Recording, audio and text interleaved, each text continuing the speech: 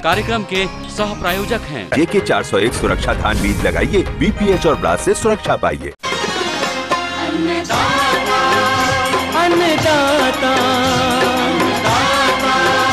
अन्नदाता, नीत तुम्हारा अन्नदाता, पग पग पर है संग तुम्हारे अन्नदाता। लहू किसानों का बन के पसीना सींचता है धरती का सीना।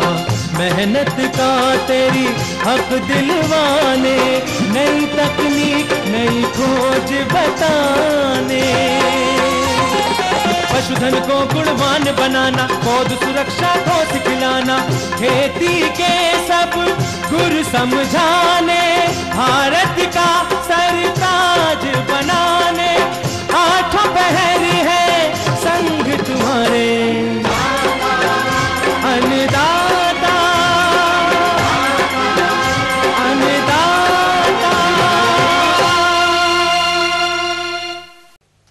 नमस्कार, मैं शालिनी आप सभी दर्शकों का अन्नदाता कार्यक्रम में स्वागत करती हूं। हर रोज की तरह कार्यक्रम में हम लेकर आते हैं खेती बाड़ी से जुड़ी हुई बहुत सी लाभकारी जानकारियां।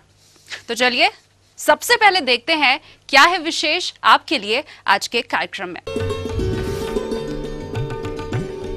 खरीफ मौसम में उगाई जाने वाली सब्जियों की नर्सरी तैयारी पर जानकारी।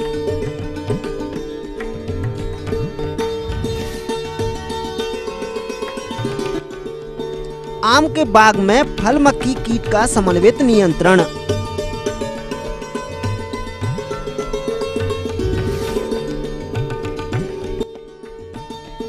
पान बरेजा में किए जाने वाले समसामयिक कार्य।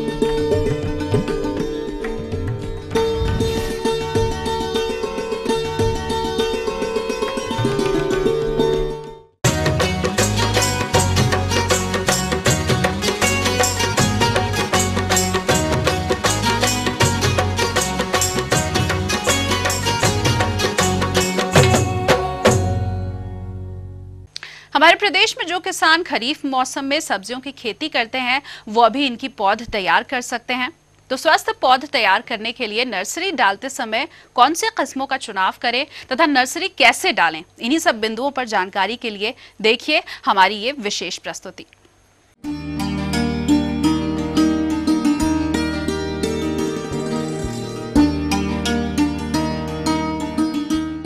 सब्जियों हेतु पौधशाला तैयार करते समय कुछ प्रमुख बातों का ध्यान रखना चाहिए जो इस प्रकार है। पौधशाला के लिए ऊंचा स्थान चुनें जहां पानी न भरा रहे। पौधशाला के लिए चयनित स्थान की मिट्टी हल्की हो, जैसे बलुई दोमट या दोमट मिट्टी जिसका pH मान 7 के आसपास रहे, ताकि बीज का जमाव सुचारू रूप से हो सके। पौधशाला में क्यारियों को तैयार करने से पहले मिट्टी की एक बार गहरी जुताई या फावड़े की सहायता से खुदाई करना अत्यंत आवश्यक है। अच्छी तरह से सड़ी कार्बनिक खाद, गोबर की खाद अथवा कंपोस्ट की 40 से 50 किलोग्राम मात्रा प्रति 10 वर्ग मीटर भूमि में मिट्टी में अच्छी तरह मिला देनी चाहिए। पौध गलन पौधशाला की एक भयंकर बीमारी है जो कि मिट्टी में पनपे कवक से होती है। इसकी रोकथाम हेतु भूमि को फार्मेल्डिहाइड 25 मिलीलीटर दवा प्रति लीटर पानी में घोलकर मिट्टी को भिगो दें।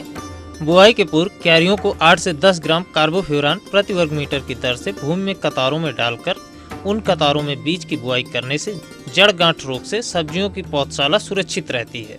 क्यारियां बनाना, भूमि को खूब दबाकर समतल कर लें तथा 3 मीटर लंबी एवं 1 मीटर चौड़ी 15 से 20 सेंटीमीटर ऊंची क्यारियां बनाते हैं।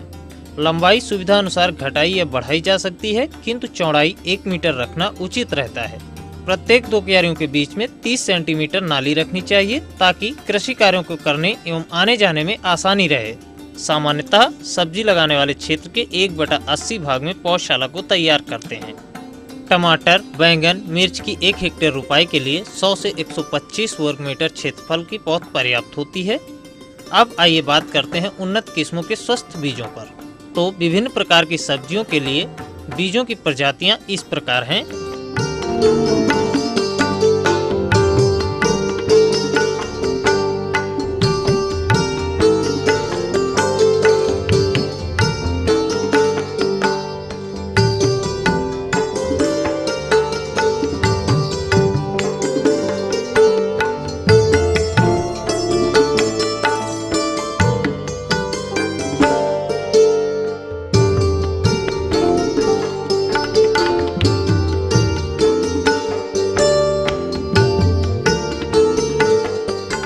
बीज बुआई से पूर्व बीज को कार्बेंडाजिम 2 ग्राम दवा प्रति किलोग्राम बीज की दर से उपचारित अवश्य कर लें।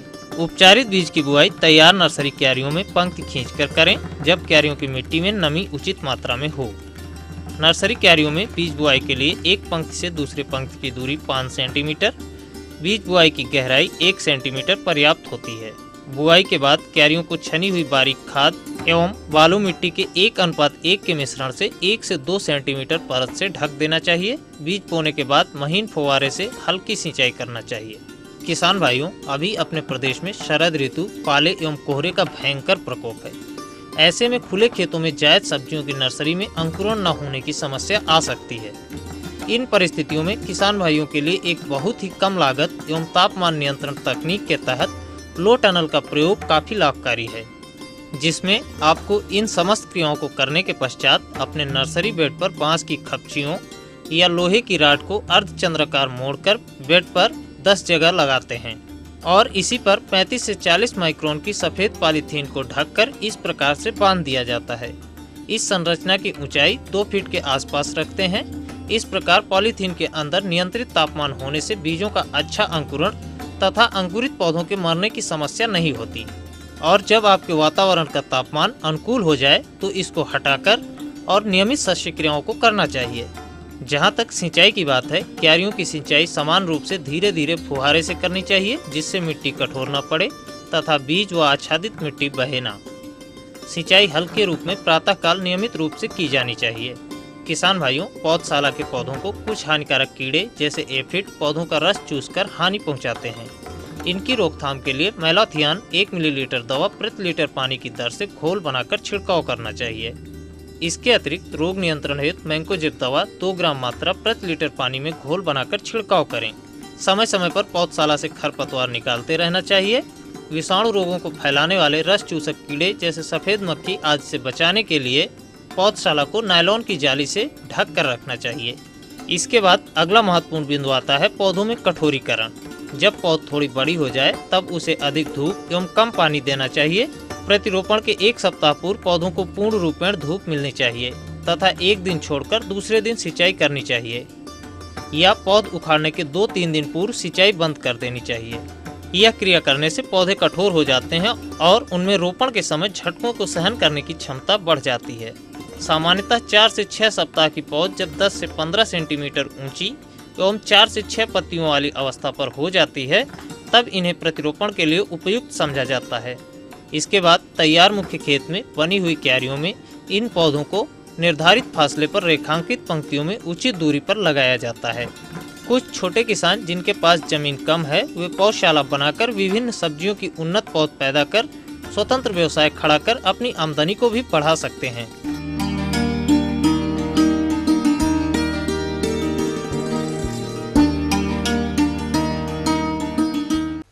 तो ये थी कुछ उपयोगी जानकारियां। अब लेते हैं एक छोटा सा ब्रेक, जल्द लौटेंगे और कार्यक्रम को जारी रखेंगे।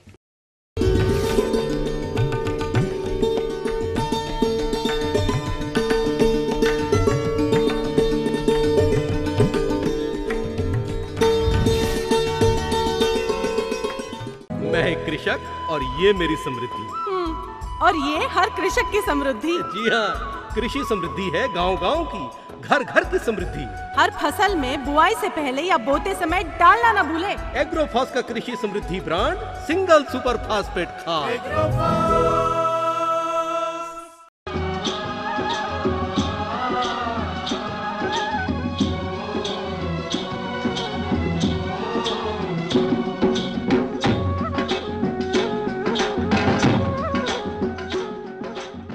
ब्रेक के बाद एक बार फिर से आप सभी दर्शकों का अन्नदाता कार्यक्रम में स्वागत है। बढ़ते हैं अगली प्रस्तुति की ओर।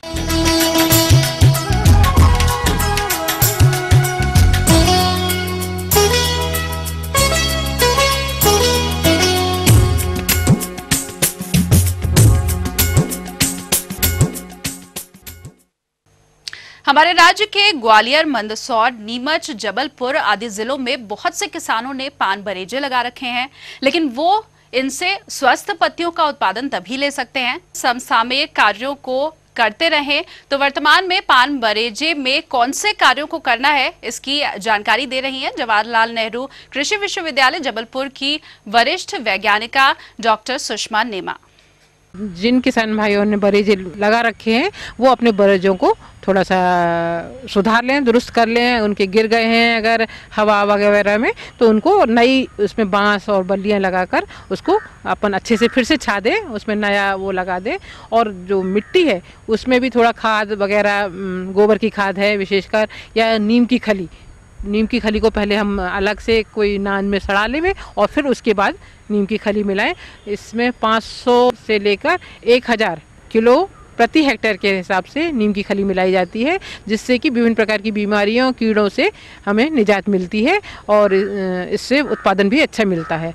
और जो पान में विभिन्न प्रकार के रोगों को प्रकोप होता है जिससे कि हमारी फसल पर विपरीत प्रभाव पड़ता है, उसके बारे में मैं बताना चाहूँगी कि पान में जो एक मुख्य रोग आता है वो पत्ती गलन रोग आता है। इसमें पत्तियों के ऊपर पनीले रंग के शुरू में तो धब्बे बनते हैं जो कि बढ़ के पूरी पत्ती को छा देते हैं और पत्ती गल जाती है और पत्तियाँ काली सी पड़ जाती हैं। इसको अगर हम ध्यान से देखें तो इसमें गोल गोल छल्ले टाइप के दिखाई देते हैं।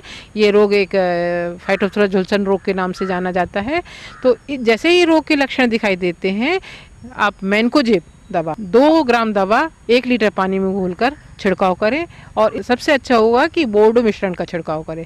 बोर्डो मिश्रण किसान भाई स्वयं बना सकते हैं और ताज़ा बोर्डो मिश्रण का छिड़काव करना चाहिए। इसमें पान में एक और रोग आता है जिसको कि जीवाणुज पत्ता धब्बा रोग कहते हैं। इसमें पत्तियों के ऊपर विभिन्न प्रकार के धब्बे बनते हैं जो कि पीलीपन से ढके होते हैं। मतलब जो पहले वाला रोग बताया हमने फाइटोप्थोरा रोग से, ये रोग अलग होता है क्योंकि इसमें पत्ती के चारों तरफ या धब्बे के चारों तरफ कुछ भाग पीला दिखाई देता है या पीला घेरा दिखाई देता है। इसके नियंत्रण के लिए जैसा कि हमने बताया कि बोर्डो मिश्रण का छिड़काव करना चाहिए। तो बोर्डो मिश्रण के साथ अगर हम कोई भी जीवाणु नामक दवा जैसे प्लांटोमाइसिन है या स्ट्रेप्टोसाइक्लिन दवा है, इसमें 2 ग्राम दवा प्रति 10 लीटर पानी मिलाना चाहिए। तो ये स्ट्रेप्टोसाइक्लिन या प्लांटोमाइसिन का छिड़काव हम बोर्डो मिश्रण के साथ साथ कर सकते हैं या बोर्डो मिश्रण में भी इस दवा को मिला के करें तो हमें जीवाणु जो पत्ती धब्बा रोग बताया उससे निजात मिल सकती है। इसके अतिरिक्त पान में जो एक प्रमुख समस्या है वो इसकी बेल का सड़ना है। इसमें जो बेल है उसकी मिट्टी से लगा हुआ भाग है वो सड़ने लगता है और इसे पदगलन रोग कहते हैं। इसमें अगर हम देखें पौधे को उखाड़ के तो उसमें हमें सफ़ेद सफ़ेद फफूंद दिखाई देती है और फफूंद के चारों तरफ छोटे छोटे राई के दाने के समान दिखाई देते हैं। तो इस रोग के नियंत्रण के लिए हमें जो कटिंग अगर किसान भाई अभी लगा रहे हैं तो स्वस्थ कटिंग, पान की जो कटिंग है वो स्वस्थ लगावें और उसे भी बोर्डो मिश्रण के घोल में 15 से 20 मिनट तक डूबा रहने दें और उस तरह की कटिंग लगाएंगे तो हमें इस रोग से नियंत्रण मिलेगा। और इसके अतिरिक्त अगर हमारे खेत बरेजे में इस रोग का प्रकोप ज़्यादा हो गया है तो पान में समन्वित रोग प्रबंधन कार्यक्रम करें। इसके तहत जो सड़ी गली पत्तियां हैं या पौधे के अन्य भाग हैं इनको इकट्ठा करके एकत्रित करके कहीं दूर ले जाकर जला दें या नष्ट कर दें। और जो खेत में खरपतवार वगैरह बरेजे में लग रहे हैं उनको भी समय समय पर अलग करते रहें, निकालते रहें। इसके अतिरिक्त विशेषकर ध्यान रखें कि पौधों के आसपास पानी जमा ना हो, उसको नालियां बनाकर समय समय पर निकालते रहें। और जब भी कोई रोग या कीड़ों का प्रकोप होता है उसमें समय अनुसार या आवश्यकता अनुसार दवा का छिड़काव करेंगे तो हम पान का अच्छा उत्पादन ले सकते हैं और किसान भाई बहुत ज़्यादा लाभ कमा सकते हैं। आगे और भी है कुछ रोचक जानकारियां, पर यहाँ पर एक और छोटे से कमर्शियल ब्रेक के लिए रुकेंगे, जल्द हाजिर होंगे।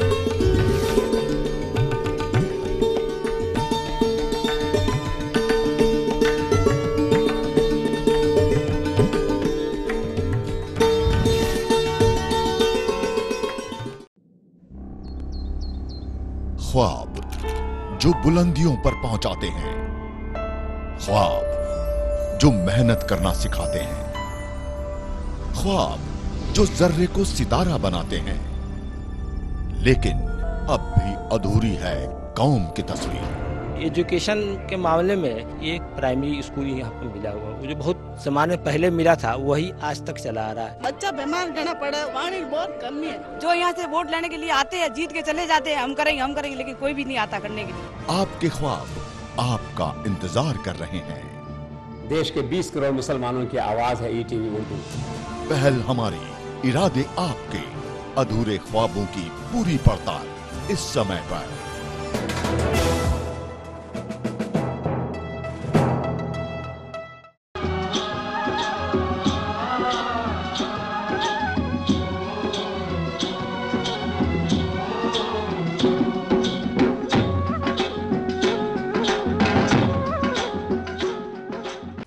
ब्रेक के बाद एक बार फिर से आप सभी दर्शकों का अन्नदाता कार्यक्रम में स्वागत है। बढ़ते हैं अगली प्रस्तुति की ओर।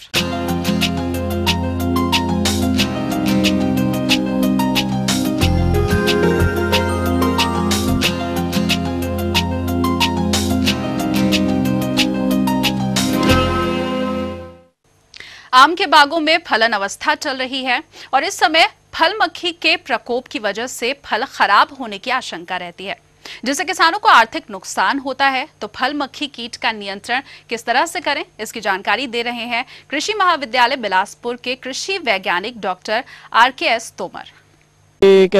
पक कर के तैयार हो रही है, जो किस्में हैं और कुछ किस्में और थोड़ा देरी से पक कर के तैयार होती हैं। तो जो किस्में पक कर के पकने वाली हैं, आगे पकने वाली हैं, उनमें पकने वाली अवस्था में जो कीट आता है वो फल मक्खी प्रमुख रूप से आता है। विशेष करके जो देर से पकने वाली जातियां लगाए हैं उसमें जैसे कि आम्रपाली है और नीलम है, ये किस्में जो है जुलाई के समय पे बाजार में आती हैं। तो उस समय बारिश होना शुरू हो जाती है और बारिश होना शुरू हो जाती है उस समय ये फल मक्खी का प्रकोप है वो काफी ज्यादा बढ़ जाता है। फल मक्खी जो है इसका जो अंड रोपक रहता है उससे जो फल रहते हैं उन फलों में जाकर के अपने अंडे अंड रोपक के माध्यम से जो फल का जो छिलका रहता है उसके अंदर पल्प जो रहता है, गूदा रहता है, वहाँ जा कर के अंडे रख देती है अंडरोपक के माध्यम से।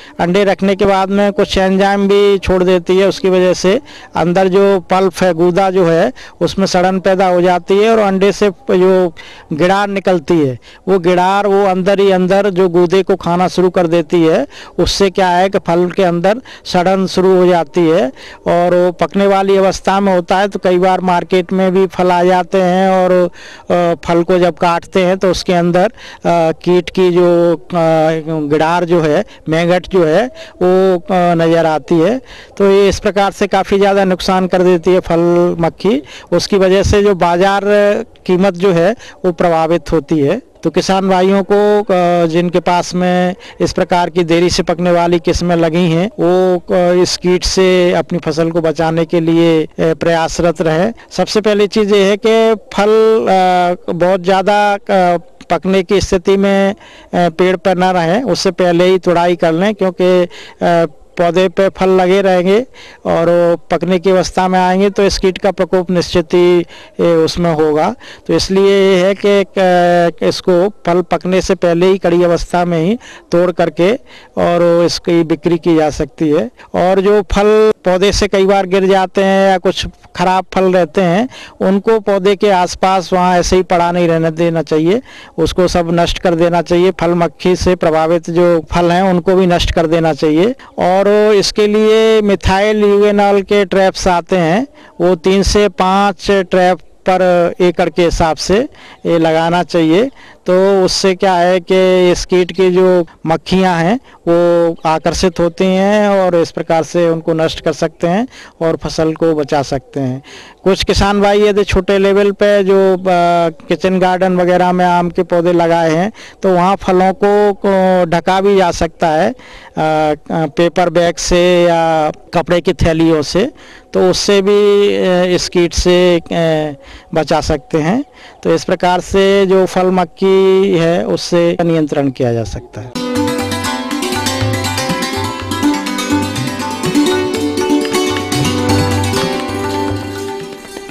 अन्नदाता हेल्पलाइन निशुल्क फोन संपर्क सेवा के माध्यम से आपके द्वारा पूछे गए प्रश्नों में से 1 या 2 महत्वपूर्ण प्रश्नों को हम अपने कार्यक्रम में शामिल करते हैं और इसी के तहत आज का चयनित प्रश्न और उसका जवाब अब देखिए। अन्नदाता निशुल्क फोन संपर्क सेवा के माध्यम से पूछे गए प्रश्नों में से आज हमने जिस प्रश्न को कार्यक्रम में शामिल किया है उसे पूछा है जिला दुर्ग के कृषक दिनेश शर्मा ने।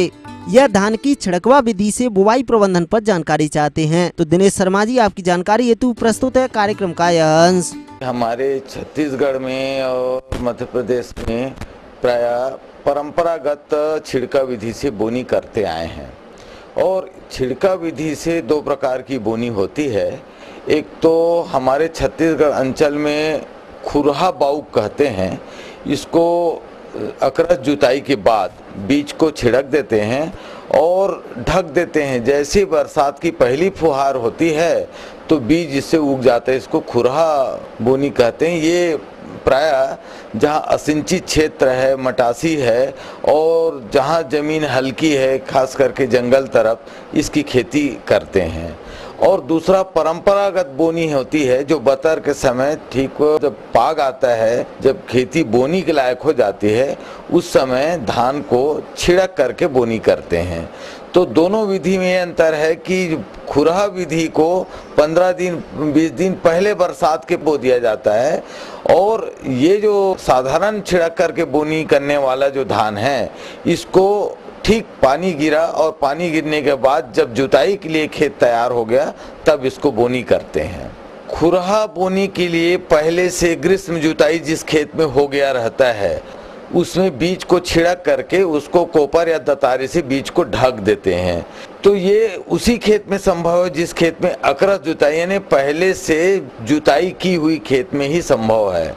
और जो परंपरागत बोनी जिसमें छिड़क करके बोनी करते हैं, जिसको बतर में बोनी कहते हैं, बाउक कहते हैं, ये बोनी को जब वर्षा काल के पानी गिर गया रहता है और छिड़क करके इसको जुताई करते हैं ताकि हल आसानी से चल सके और बीज ढक जाए।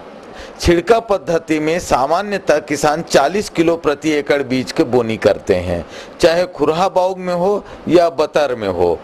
सही बतर में पहली बोनी के समय उसको बोनी करें। इसके पहले सुधरा हुआ किस्म का बीज बोए और बीज को बीजोपचार अवश्य कर लें। अपने पास का रखा हुआ धान का यदि प्रयोग किसान भाई करते हैं तो 17% नमक घोल में पुष्ट बीज का चुनाव कर लें। तो जो मडबदरहा धान है जो जमता तो है लेकिन 15 से 20 दिन बाद खेत में सूख जाता है, ऐसा धान जो है दोगला धान जिसको कहते हैं, ये धान ऊपर में तैरने लगता है। इसको निकाल के छान के अलग कर दें और पानी में डूबा हुआ धान को फिर निकाल करके साफ पानी में उसे धो दें और छाया में सुखा दें। यदि ये क्रिया नहीं करते, साफ पानी में नहीं धोएंगे, तो वो जो बीज है वो अंकुरन क्षमता प्रभावित होगा, हो सकता है कि अंकुरन ना भी आए। इसलिए साफ पानी में धोना अति आवश्यक है और प्रयास ये करें छाया में ही सुखाएं, क्योंकि धूप में सुखाने से जो बीज में अंकुरन क्षमता है, जितना नमी होना चाहिए, नमी नहीं होने की स्थिति में बीज अंकुरन के लायक नहीं रह जाता। इसलिए छाया में सुखा करके उस बीज का प्रयोग करें, जिससे फफूंद जनित रोग का संभावना कम होती है एवं पुष्ट बीज किसान को अच्छे किस्म का बीज कम लागत में प्राप्त हो जाता है। तो ऐसी बीज का बोनी करें और साथ ही साथ सुपर फास्फेट का और पोटास खाद का बोनी के पूर्व खेत में जरूर छिड़काव कर दें, ताकि पौधा मजबूत पुष्ट होगा और अच्छी उपज देगी। इसी कड़ी में जो दूसरा प्रश्न कार्यक्रम में शामिल किया है उसे पूछा है ग्राम करकवेल जिला नरसिंहपुर के कृषक रोशन पटेल ने। यह टर्की पालन के बारे में जानकारी चाहते हैं। तो रोशन पटेल जी, आपकी जानकारी हेतु प्रस्तुत है कार्यक्रम का यह अंश। टर्की पालन मुख्यतः मांस उत्पादन हेतु किया जाता है। इसका सफेद मांस चर्बी रहित के साथ साथ अधिक स्वादिष्टता के कारण अधिक पसंद किया जाता है। यह लघु तथा सीमांत कृषकों के जीवन स्तर को ऊंचा उठाने का एक सशक्त माध्यम हो सकता है, क्योंकि टर्की पालन आवास, उपकरण एवं प्रबंधन पर अल्पतम व्यय करके खुले एवं अर्ध सघन पद्धति में किया जा सकता है। टर्की की व्यावसायिक प्रजातियां मुख्यतः वन्य टर्की से विकसित की गई हैं। प्रमुख प्रजातियों में लार्ज व्हाइट, ब्रांच तथा स्मॉल व्हाइट अधिक प्रचलित है। टर्की पालन का कार्य कोई कठिन कार्य नहीं है। टर्की पालन प्रारंभ करने के बाद थोड़ा सा ध्यान देने की आवश्यकता होती है। ब्रूडिंग के कुछ सप्ताह के दौरान टर्की को गर्म तथा सूखे वातावरण में रखना अत्यंत आवश्यक होता है। यदि अच्छी प्रजाति से टर्की पालन का कार्य प्रारंभ किया गया है और आहार, आवास तथा प्रबंधन की उचित व्यवस्था की गई है तो निश्चित ही व्यवसाय को लाभकारी व्यवसाय बनाकर अच्छा लाभ अर्जित किया जा सकता है। टर्की पालन सामान्यतः सघन बिछाली पद्धति में किया जाता है। आवास में फर्श स्थान की आवश्यकता पक्षी की आयु तथा आकार आदि पर निर्भर करता है। उपरोक्त प्रकार की आवास व्यवस्था में 8 सप्ताह, 8 से 12 सप्ताह, 12 से 16 सप्ताह तथा 16 सप्ताह से ऊपर के प्रजनक पक्षियों के लिए क्रमशः प्रति पक्षी 1.25 वर्ग फुट, 1.50 वर्ग फुट, 2.5 वर्ग फुट तथा 4.0 वर्ग फुट फर्श स्थान की आवश्यकता होती है। टर्की को कम से कम फर्श स्थान में भी पाला जा सकता है, बशर्ते अच्छी प्रबंध व्यवस्था हो। ब्रूडिंग के दौरान टर्की चूजों की उचित प्रबंध व्यवस्था रखनी चाहिए। व्यवहार के अनुसार टर्की चूजों को मुर्गियों के चूजों की तुलना में ब्रूडर गृह में 2 गुना स्थान उपलब्ध कराना चाहिए। टर्की के चूजे मुर्गियों के चूजों की तुलना में घबराने वाले होते हैं, इसलिए ब्रूडिंग के दौरान अच्छी प्रबंध व्यवस्था की आवश्यकता होती है। टर्की को हमेशा संतुलित आहार पर पालना चाहिए। यद्यपि टर्की आहार मुर्गी आहार के समान ही होता है, लेकिन टर्की आहार में प्रोटीन, खनिज तथा विटामिन की अधिक मात्रा होती है जो टर्की की वृद्धि में सहायक होते हैं। इसलिए टर्की राशन मुर्गी राशन की अपेक्षा महंगा होता है। आहार ग्रहण करने के मामले में टर्की के चूजे मुर्गी के चूजों की तुलना में अधिक परेशान करते हैं। हैच निकालने के बाद चूजों को दाना पानी देना अच्छा होता है। प्रारंभ में चूजों को आहार एक फिलर प्लेटस, पेपर प्लेटस की छोटी ट्रे आदि में देना चाहिए। दाने पानी के बर्तन में कभी कभी रंगीन वस्तुएं रख देनी चाहिए।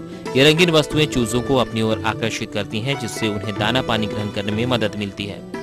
लगभग 7 से 10 के बाद प्रारंभिक आहार के बर्तनों को बदलकर उनके स्थान पर चूजों के लिए आहार के साधारण बर्तन उपयोग में लाने चाहिए। 7 दिन से 3 सप्ताह की आयु के चूजों के लिए आहार के छोटे बर्तन का प्रयोग करना चाहिए, जिनमें प्रति पक्षी के लिए फीडर का स्थान 2 रेखीय इंच स्थान होना चाहिए। प्रारंभ में चूजों को शीशे या प्लास्टिक फाउंटेन से पानी उपलब्ध कराना चाहिए। टर्की को आहार निम्नानुसार देने की कोशिश करनी चाहिए। टर्की के वर्धनशील चूजों के लिए आहार कार्यक्रम: 0 से 6 दिनों के लिए स्टार्टर राशन 28% प्रोटीन, 6 से 8 दिनों के लिए ग्रोवर प्रथम राशन 26% प्रोटीन, 8 से 16 दिनों के लिए ग्रोवर द्वितीय राशन 22% प्रोटीन, 16 से ऊपर दिन के लिए फिनिशर राशन 16% प्रोटीन। टर्की का विपणन 16 सप्ताह की आयु पर किया जा सकता है। 16 सप्ताह की आयु पर मादा पक्षी का शरीर भार लगभग 8 किलोग्राम तथा नर पक्षी का 12 किलोग्राम तक हो जाता है। साधारणतः छोटे टर्की समूहों के साथ रोगों से होने वाली क्षति की संभावना बहुत ही कम होती है, लेकिन फिर भी कभी कभी कुछ क्षति हो भी सकती है। टर्की मुर्गियों की अपेक्षा कुछ रोगों में अधिक प्रतिरोधी है। रानीखेत रोग, पक्षी चेचक तथा काक्सीडियोसिस की समस्या कहीं कहीं टर्की में आती है। टर्की में सामान्य रूप से लगने वाली बीमारियां पक्षी कालरा, पक्षी टाइफाइड, सिनोविटिस तथा गोल कृमि आती हैं। टर्की को मुर्गी तथा अन्य कुक्कुटों से अलग रखना चाहिए ताकि उन्हें ब्लैकहेड नामक बीमारी से बचाया जा सके। कैनावालिज्म से बचाने के लिए पक्षियों को आवास में पर्याप्त स्थान उपलब्ध कराना चाहिए। चूजों का क्रय हमेशा विश्वसनीय हैचरी से करना चाहिए एवं उनमें प्रमुख रोगों के टीके समय से लगवाने चाहिए। उपरोक्त बिंदुओं को ध्यान में रखकर टर्की पालक काफी हद तक पक्षियों के विभिन्न बीमारियों से बचाकर उनसे अच्छा उत्पादन ले सकते हैं और व्यवसाय को लाभकारी व्यवसाय बना सकते हैं। हम ये उम्मीद करते हैं कि आज का कार्यक्रम आप सभी दर्शकों के लिए उपयोगी रहा होगा। किसान भाइयों, अन्नदाता आपकी सेवा के लिए संकल्परत है। कृषि संबंधित समस्या और सुझावों के लिए आप हमें इस पते पर संपर्क कर सकते हैं। प्रोड्यूसर अन्नदाता, ETV Madhya Pradesh Chhattisgarh, Ramoji film city, Hyderabad 501512। साथ ही आप हमें ईमेल भी कर सकते हैं। हमारा ईमेल ID है annadatamp@etv.co.in। इसके अतिरिक्त आप हमें निःशुल्क हेल्पलाइन नंबर 180042540885 पर दोपहर 12 बजे से लेकर 1 बजे के बीच संपर्क कर सकते हैं। दिखाते हैं आपको कल दिखाए जाने वाले कार्यक्रम की मुख्य झलकियां। हल्दी की वैज्ञानिक बुवाई तकनीक पर जानकारी।